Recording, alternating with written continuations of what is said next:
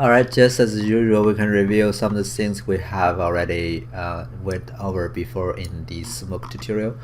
One of the things is the density scale, right? The higher it is, the more dense the smoke will be.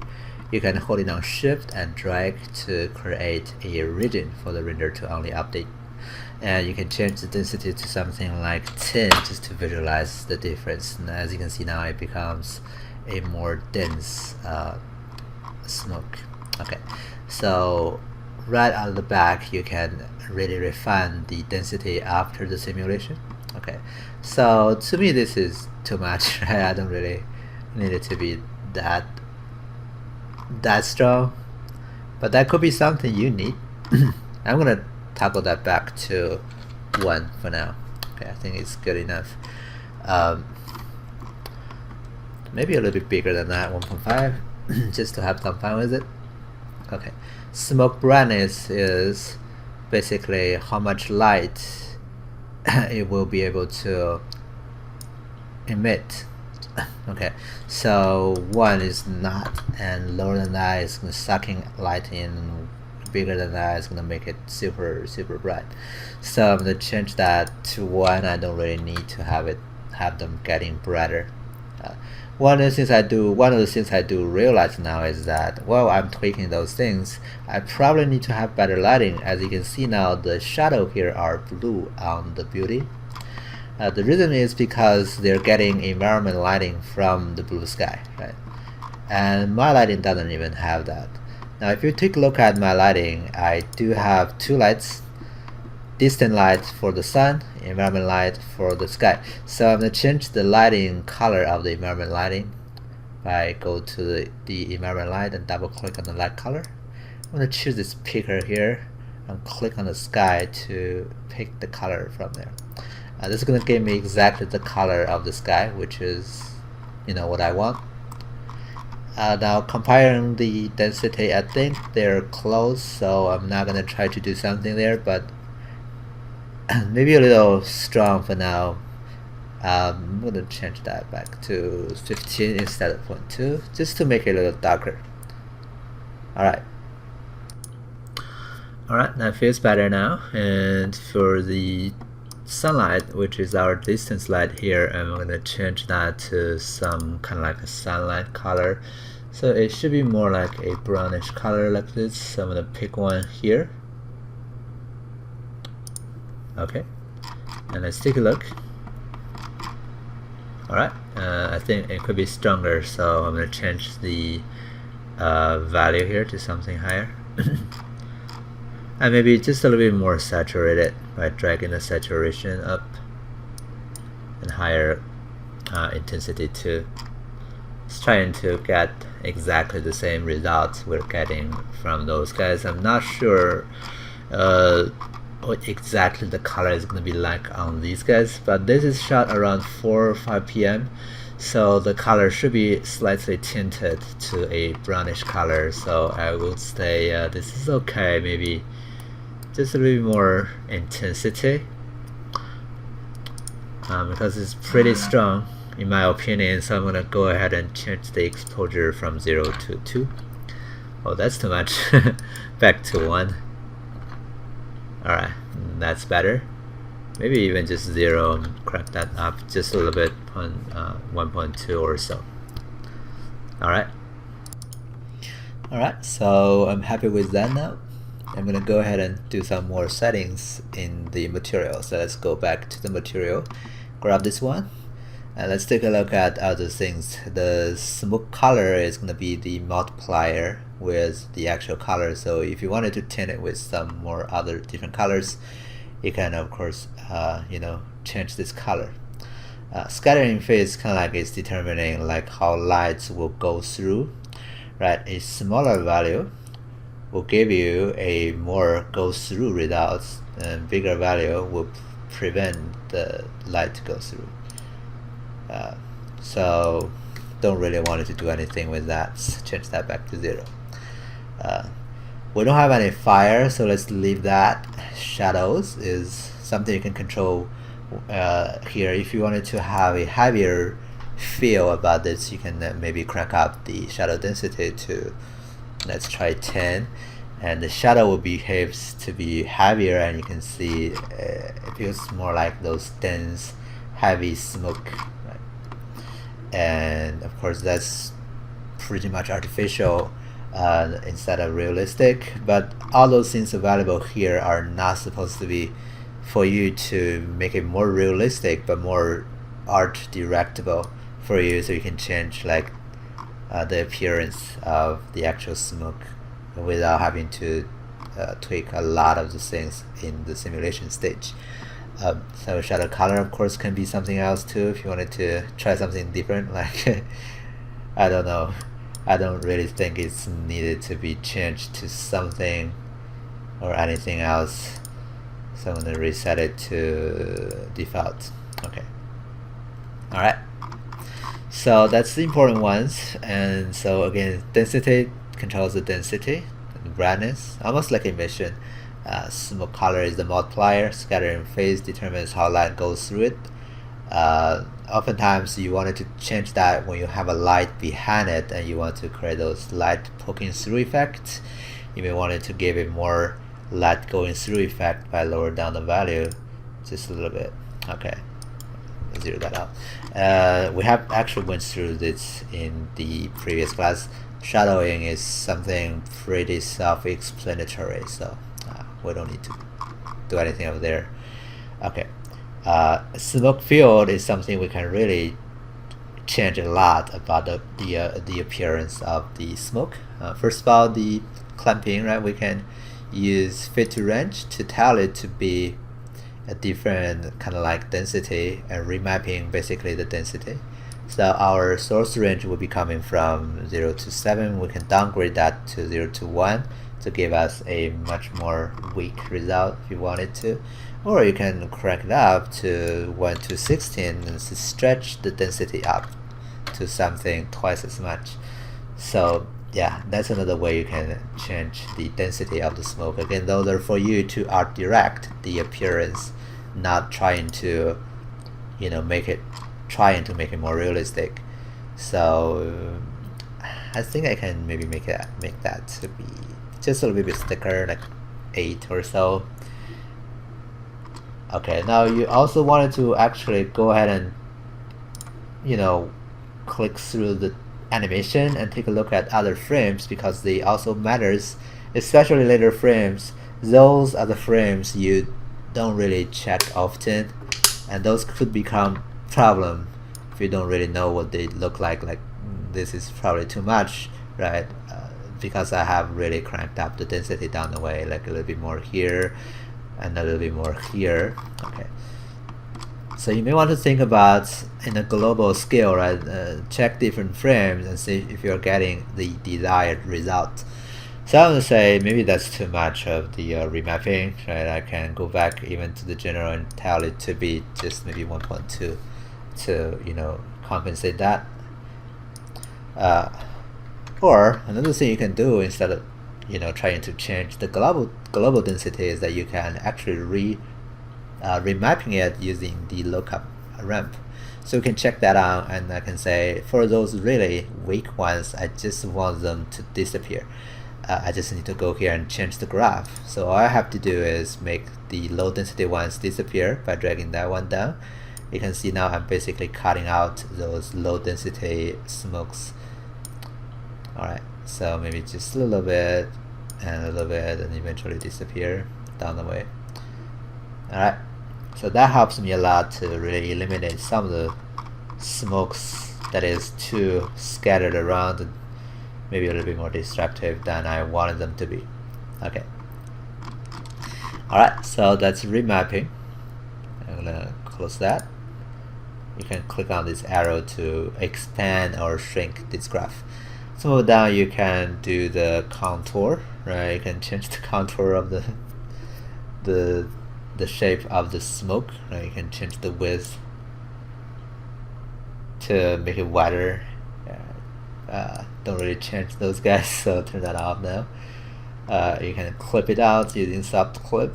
You can start to clipping it by changing that to something bigger, like 10. It's going to start to clip something out we don't use that either, so I'm gonna turn that off.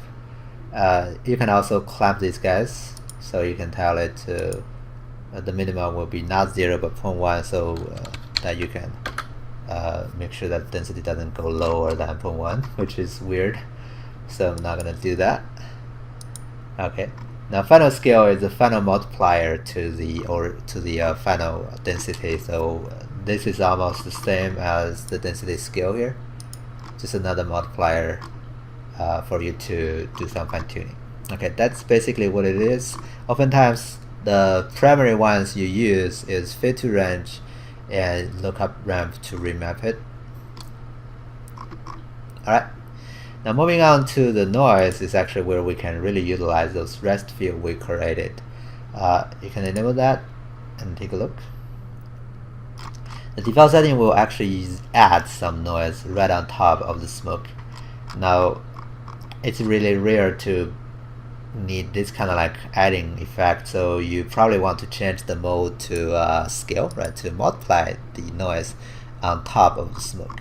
What this does is actually use the rest field to flow a secondary noise on the smoke you're calculating, and then you use that to add extra variation in the middle. Now because it's a multiplication, you can immediately see that the smoke gets much thinner, which is probably not what you want. Let's take a look. So I'm going to turn that off so you can see the effect or the differentiation, right? Now it's really dense actually at the beginning. So let's just wait for this to go through so that we can have a reference of the original density. I'm gonna let it go for a while until this bar reaches to the end. Now this is gonna take a minute or so to render for now for those frames. For those bigger frames, it may take longer. But anyway, so I'm gonna click on this camera icon to save an image here. Then I'm gonna turn that on, and then I'm gonna try to tweak it so that I don't lose any density, but I can get some extra smaller detail down the way. Okay, now the noise is actually a simple noise. A type is simplex noise. You can change that to something else if you wanted to. Okay, you can change frequency, the offset, and the freckle type, which you have many different options. You can change that to standard to have some freckle inside of it. But the thing really actually interested us is that the final amplitude, which is how strong it is, because it's basically being multiplied on top of our smoke. You don't want it to be too weak. So I'm going to actually change that to something quite high, like 5, so that I can get my density back. Okay. And then I can then go to the bias to bias it backwards, so that it's almost like you're cranking up the contrast of this noise, so that you have bigger variations down the way, or stronger variations, not necessarily bigger size-wise, but the contrast between those details are bigger. Now let's wait for the simulation to finish, right? By the way, it's gonna crank up the render time on some degree, actually quite a bit sometimes, so you may want to consider, do you want to sacrifice that much render time to get this extra detail? But you can see now we can compare this image with the previous one. You can see it's basically multiplying a noise right on top of the original one to mimic more noise happening. Now because it's using the rest field, this noise actually flows or advect with the actual movement of the original smoke, so it will look really good when the animation plays. Alright, I'm gonna say, how about weaker? It appears to be a little bit too strong, so, and a little big too, I guess. So I'm gonna crank up the frequency to 10 instead of 5, so we're getting smaller detail. Okay, and then it's probably too strong, so I'm gonna change that final amplitude back to 2.5. 2.5, 2.5.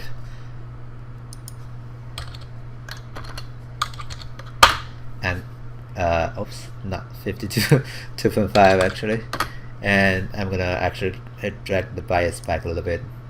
So this way we're actually making the smoke, the contrast of the smoke, or the noise, the detail, weaker, so that we're having more of the original shape back, but still having a little bit more of those variations created from the multiplication of this noise with our original density. Okay. We can still do some comparison.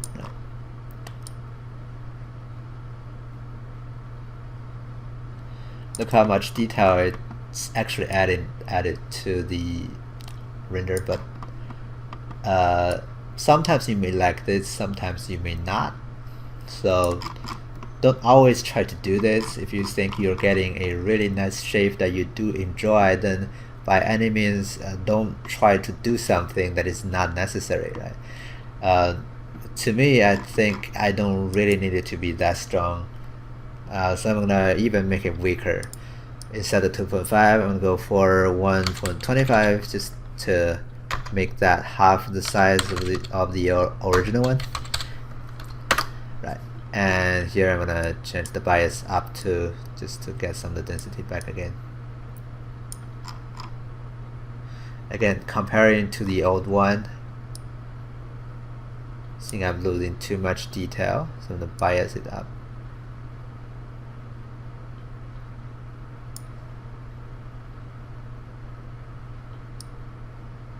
Alright, that feels right. So I just need a little detail from the multiplication, but nothing fierce, because I kinda like the shape I'm getting already. That little extra detail is just for fine tuning and just make it more attractive.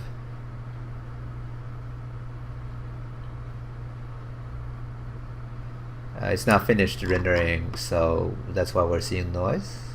When the rendering is finished, we should be able to see a similar result compared to before, but somewhere here and there we'll have some variation, also very, very subtle.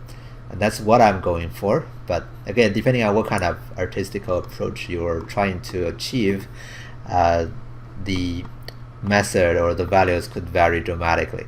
So I do encourage you to, really judge your own image and art direct it based on, your own artistical judgment, not following the numbers I gave you. Okay. So it becomes too invisible, so I can crack that up again if I wanted to. So maybe I'm going to change that to 2 again. And bias can be just a little lower. Yeah. So my approach here is I kind of want to have some variation. I don't want any of those trails to disappear or break. So that's my goal here. Okay. Alright, so that's gonna be it for the this part, the noise and shape part, right? A lot of cool information here, and we're gonna go ahead and maybe show you a different way if you do want to have fire inside of it, which is not what I'm going for. If you wanted to, you can. You just have to delete whatever is written there and the temperature, right? And then you tell them you're gonna use actually the density instead.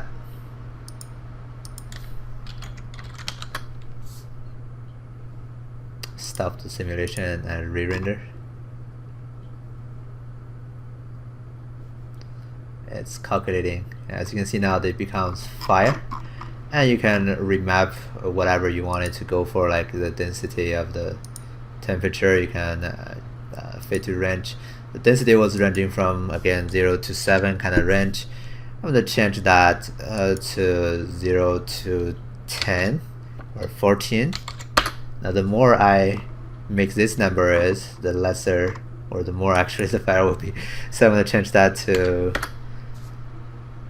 3, 1, or even smaller than that. to, you know, get part of the high density part become fire. So yeah, if you want to have those fire effect, you can. You just need to use density instead of, you know, whatever they use here on, in the default settings. Alright, if you do really want a fireball though, you probably need to recreate a new simulation just for the fireball to explode and go out, and that fireball should also collide with different you know, debris and things like that. It's the same setup, just different, maybe different fuel origin, things like that. You can set that up pretty nicely based on the things we have went through already. So alright, that's gonna be it, I guess, for this tutorial. And for rendering, in the next one, maybe we can talk about maybe the render quality things that we can toggle, but for now that's gonna be the material part of the rendering of the smoke. Okay, thanks for watching, see you next time.